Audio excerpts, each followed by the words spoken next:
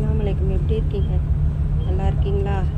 நான் வந்து மதினாவில் இருந்து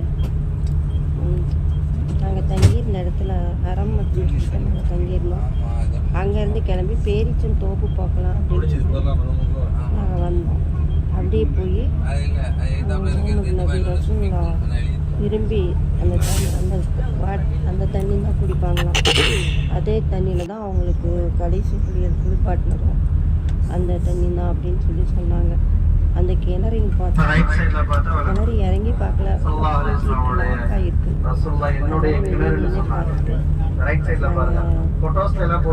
கிளம்பிட்டோம்.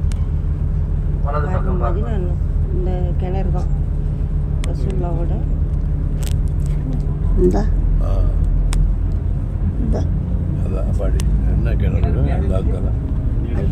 குறிப்பிட்ட டைமில் தான் திறந்துருக்கோம். நாங்கள் போன கால நேரத்தில் இது திறக்கலாதனால நாங்கள் பேரிச்சம் தோப்புக்கு போனோம். தோப்புன்னு சொல்லலாம், அவங்க அப்படி தான் சொன்னாங்க, பேரிச்சம் தோப்பு போகலாம் அப்படின்னு சொல்லி. அங்கே பாருங்கள், பேரிச்ச மரம் எங்கே பார்த்தாலும் பேரிச்ச மரம். மதுரை ஒரு அழகான நகரம், ரொம்ப சூப்பராக, ரொம்ப சுத்தமான ஒரு நகரமாக இருக்குது. பாருங்கள் எவ்வளோ அழகாக இருக்குது. தோப்பு ஒரு பக்கத்தில் வந்துருச்சு. ஆனால் பாருங்கள், அந்த பழம், அந்த பேரீச்சை கொலைக்கெல்லாம் பாலித்தீன் பை போட்டு கட்டி கட்டி வச்சுருக்காங்க. ஏன்னா அதை வந்து பறவைகள் கொத்தி நாசம் பண்ணிடும் அப்படிங்கிறதுக்காக எல்லா கொலையுமே கட்டி வச்சுருக்காங்க. அதாவது பழுக்க புற சமயத்தில் இருக்கிறது எல்லாத்தையுமே இங்கே பாருங்கள் கட்டி தான் இருக்கும்.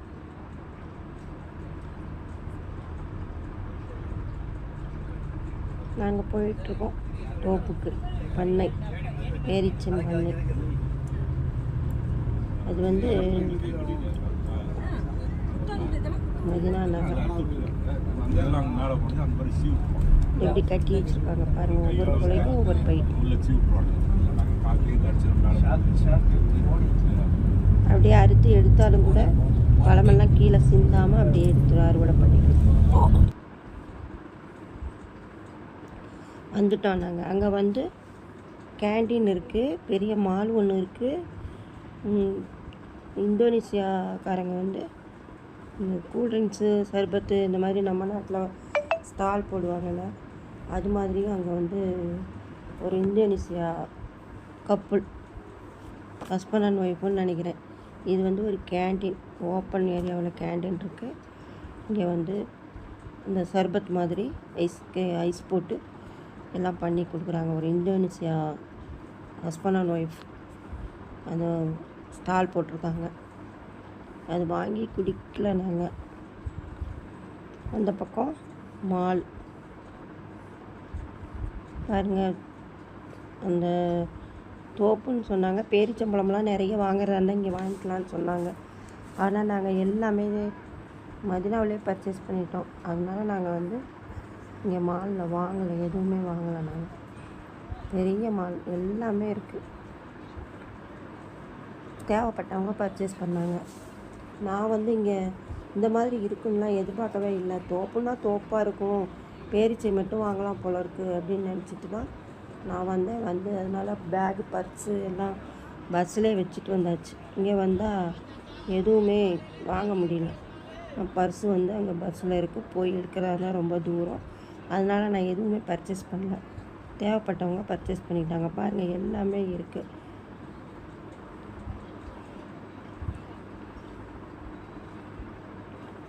ரொம்பவே சூப்பரான நட்ஸு எல்லாம், சாக்லேட்லாம் குவியலாக வச்சுருக்காங்க. நடந்து போகிறப்பவே ஒவ்வொரு சாக்லேட் எடுத்து எல்லோரும் சாப்பிட்றாங்க. ஆனால் அவங்க கடைக்காரங்க எதுவுமே சொல்கிறத காணும். குழந்தைங்கள்லாம் எடுத்துக்குது, நல்லாவே எடுத்து சாப்பிடுது. நான் பார்த்தேன், வாங்கவே இல்லை. போகிறப்பவே அப்படியே எடுத்துகிட்டு போகிறாங்க, எடுத்து சாப்பிட்றாங்க குழந்தைங்க.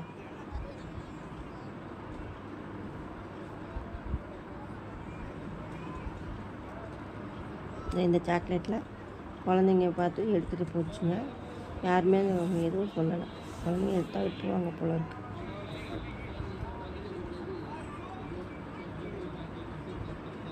கவரிங் நகையிலேருந்து எல்லாமே இந்த மாலில் இருக்குது. ஜஸ்மின் மணிலேருந்து எல்லாமே வாங்கினோம்.